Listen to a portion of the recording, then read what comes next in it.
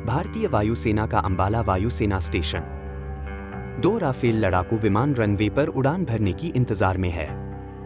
ये भारतीय वायुसेना के नंबर 17 गोल्डन एरो स्क्वाड्रन के राफेल लड़ाकू विमान है। यह प्रत्येक माइका आरएफ और माइका आईआर मिसाइलों से सुसज्जित है। वे भारत चीन युद्ध की आशंका में भारत की उत्तरी हवाई सीमा पर गश्त करने की तैयारी कर रहे हैं। वायुसेना का एक फाल्कन अवाक्स भी हवा में है और अंबाला एटीसी अपने अभियान का नेतृत्व कर रहा है। इस समय चीन की PLA people's liberation army Inner Mongolia में एक अज्ञात सैन्य अड्डे पर मिसाइल लॉन्च करने की तैयारी कर रही है। उल्टी गिनती शुरू होने के ठीक 7वें सेकंड में मिसाइल रेगिस्तान के सन्नाटे को चीरती हुई भयंकर आवाज के साथ अंतरिक्ष में जा गिरी। मिसाइल ने कुछ ही सेकंड में अपने लक्ष्य को सटीक तरीके से नष्ट कर दिया। इस समय भारतीय वायुसेना के फाल्कन अवाक्स के साथ संचार टूट गया, जिससे सेंट्रल वॉर कमांड को चिंता हुई। वेदा के वायुसेना अधिकारी कुछ नैदानिक परीक्षण करके एक निष्कर्ष पर पहुंचे।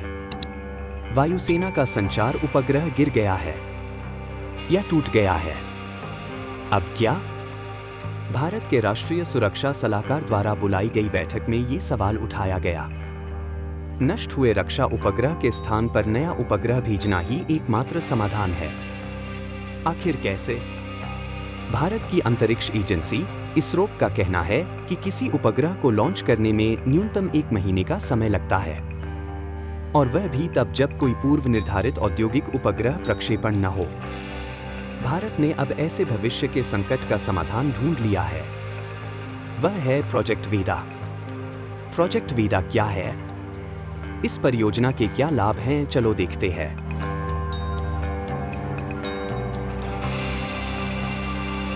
प्रोजेक्ट वेदा भारत के प्रमुख रक्षा अनुसंधान संगठन और विकास संगठन की एक महत्वाकांक्षी परियोजना है।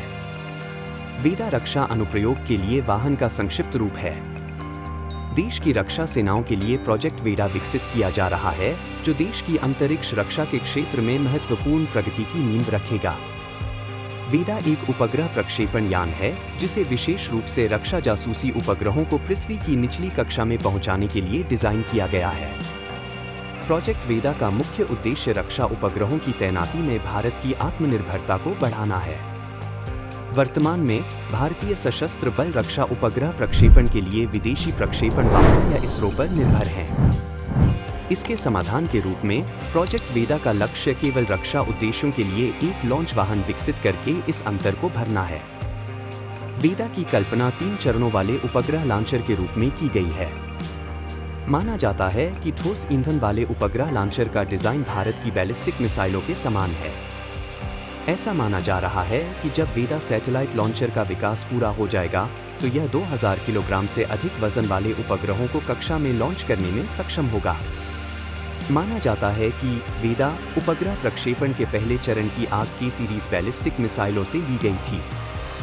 यह कदम डीआरडीओ को प्रोजेक्ट वेदा में भारत की बैलिस्टिक मिसाइलों के लिए वर्तमान में विकसित प्रौद्योगिकी और विशेषज्ञता का उपयोग करने में सक्षम करेगा। अग्नि की सीरीज बैलिस्टिक मिसाइलों से प्राप्त यह पहला चरण वेदा उपग्रह लॉन्चर को पृथ्वी के गुरुत्वाकर्षण बल को चुनौती देकर लॉन्च पैड से ऊपर उठाने में भी मदद करेगा। वैदिक उपग्रह प्रक्षेपण अग्नि 5 में प्रयुक्त प्रकार का एक रेलरोड मोबाइल लॉन्च पैड भी साइट से लॉन्च किया जाएगा। इससे भारतीय सशस्त्र बलों को अपने रक्षा उपग्रहों को कब और कहां लॉन्च करना है, इसमें अधिक लचीलापन मिलेगा। यह उपग्रह लॉन्चरों को दुश्मन के जवाबी हमलों से भी बचाएगा और युद्धकालीन जासूसी उपग्रहों और अन्य रक्षा उपग्रहों की निर्बाध सेवा प्रदान करेगा, जिससे भारतीय सेना को उन्नत युद्ध में बढ़त मिलेगी। डीआरडीओ की प्रमुख पहलों में से एक प्रोजेक्ट वेदा को विकास पूरा करने और पूरी तरह से चालू होने में कुछ और साल लगने की उम्मीद है। हालांकि इस परियोजना को भारत की स्वदेशी रक्षा क्षमताओं को विकसित करने में एक महत्वपूर्ण कदम के रूप में देखा जाता है। अन्य लोगों के अलावा रक्षा शोधकर्ताओं की राय है कि वेदा उपग्रह प्रक्षेपण भारतीय सशस्त्र बलों के शस्त्रागार में एक महत्वपूर्ण वृद्धि होगी। इससे सेना को अपने स्वयं के रक्षा उपग्रह लॉन्च करने की क्षमता मिलेगी। प्रोजेक्ट वेदा एक अंतरिक्ष शक्ति के रूप में विश्व स्तर पर भारत की स्थिति को और बढ़ाने में मदद करेगा। यह उपग्रह प्रक्षेपण को दी गई आत्मनिर्भरता है। अब स्वाभाविक रूप से संदेह पैदा हो सकता है, भारत के पास फिलहाल उपग्रह प्रक्षेपण के लिए इसरो है, तो उसे दूसरे देशों पर निर्भर क्यों रहना चाहिए? बात सही है, लेकिन एक समस्या है। प्रत्येक वित्तीय वर्ष के लिए इसरो के उपग्रह प्रक्षेपण योजना के अनुसार निर्धारित हैं। उदाहरण के तौर पर इसरो ने 1 अप्रैल 2024 से 31 मार्च 2025 तक वित्तीय वर्ष में 12 उपग्रह प्रक्षेपण निर्धारित किए हैं। इसके लिए PSLV, LVM-3 आदि उपग्रह लॉन्चरों के निर्माण के लिए अग्रिम मंजूरी दे दी गई है।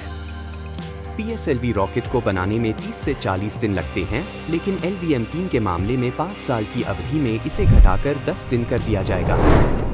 इसके अलावा LVM-3 के निर्माण की लागत 433 करोड़ रुपए है। संक्षेप में, युद्ध जैसी आपात स्थिति में इसरो की सेवाओं का उपयोग करना लगभग असंभव है। चीन के पास भारत की तरह ही एंटी सैटेलाइट मिसाइल सिस्टम है। चीन 2007 में ही अपने एंटी सैटेलाइट मिसाइल सिस्टम का परीक्षण कर चुका है। भविष्य में भारत चीन युद्ध की स्थिति में चीन का एक लक्ष्य भारत के जासूसी रक्षा उपग्रह होंगे। एंटी सैटेलाइट मिसाइल सिस्टम से इन्हें नष्ट करके चीन भारतीय सेना के संचार नेटवर्क को बाधित कर सकता है और युद्ध के मैदान में खुफिया जानकारी जुटाने में बाधा डाल सकता है। ऐसा करने का एकमात्र तरीका नष्ट हुए उपग्रहों को समयबद्ध तरीके से पुनर्स्थापित करना है। प्रोजेक्ट वेदा वह प्रोजेक्ट होगा जो भारत को इसमें मदद करेगा। वैदिक उपग्रह लॉन्चर, जिन्हें मिसाइलों की तरह पूर्व तैनात किया जा सकता है, को घंटों या दिनों के अंतराल पर लॉन्च किए जाने का लाभ मिलता है। प्रोजेक्ट वेदा की सफलता न केवल अंतरिक्ष शक्ति के रूप में भारत की महत्वाकांक्षाओं को मजबूत करेगी, बल्कि अंतरिक्ष से संबंधित निर्माण क्षेत्र को महत्वपूर्ण आर्थिक बढ़ावा भी देगी। प्रोजेक्ट वेदा से एरोस्पेस विनिर्माण और संबंधित क्षेत्रों में रोजगार के नए अवसर पैदा होने और संबंधित संस्थानों के विकास को बढ़ावा मिलने की उम्मीद है। हालांकि परियोजना के साथ कुछ चुनौतियां बनी हुई हैं। विभिन्न प्रौद्योगिकियों के सुचारू एकीकरण को सुनिश्चित करना और दक्षता और लागत प्रभावशीलता के लिए वैदिक उपग्रह प्रक्षेपण को अनुकूलित करना भी महत्वपूर्ण है। साथ ही यह सुनिश्चित करना सर्वोपरि है कि परिचालन तैनाती से पहले सख्त परीक्षण और सुरक्षा प्रोटोकॉल का पालन किया जाता है। निस्संदेह, प्रोजेक्ट वेदा विश्व स्तर पर एक अंतरिक्ष शक्ति के रूप में भारत की स्थिति को मजबूत करने में मदद करेगा। जय हिंद।